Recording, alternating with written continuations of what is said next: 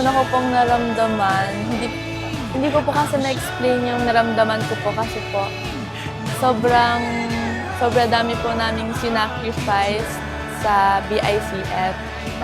Lahat ng pagod po ng choir.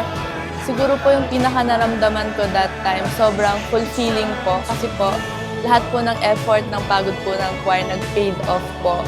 Hindi man po kami nakapasok sa Grand Prix pero sobrang laking achievement na po yun para sa choir since it's our first time din po na competing internationally. Sobrang saya po sa pakiramdam pero also sobrang laking responsibility din po kasi na mag-represent ng Nasugbu, Batangas and ng Philippines. Pero it's very happy to represent and to show internationally how good Filipino are. Naghanda po kasi kami ng almost 2 years. Sobrang hirap po kasi po lahat po halos sa amin ay mga student po and kailangan po namin i-sacrifice yung iba po naming mga homeworks, ayusin yung mga time po namin, mag-time management para po makapag-aral po kami ng almost 10 songs. Sobrang hirap po as a student kasi po sobrang dami pong kailangang intindihin kasi hindi lang naman po kami student, we're also have responsibility sa bahay po namin. Sobrang hirap po, pero sobrang saya pa rin po sa feeling kasi po alam po namin na ginagawa po namin lahat ng yun for God and for the Philippines. Ang pinagdaanan po namin is in practice po, sa practice na lang po.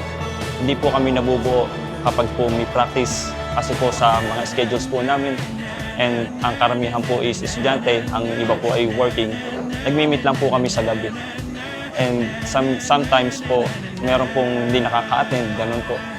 And nalinis lang po yung pyesa namin is doon na po mismo sa Bali. Kaya po yun, sabi po namin na ibigay daw po namin lahat ng best namin. Ito na po yung parang ibuusa po namin lahat na ano po yung magyayari, basta po naniniwala kami si Lord po ang bahala sa amin. Ano po siya, para po siyang naging magandang experience po sa akin na lalo ko pong pag-igihan ang aking pananampalataya kay Lord. Kasi po, wala po tayong alam sa mangyayari sa kinabukasan. Kay Lord po tayo nakaasa lagi. And by the Lord po, hindi po natin kayang gawin lahat ng mga gusto natin gawin kapag hindi po tayo nagdasal sa Kanya. Hindi lamang po.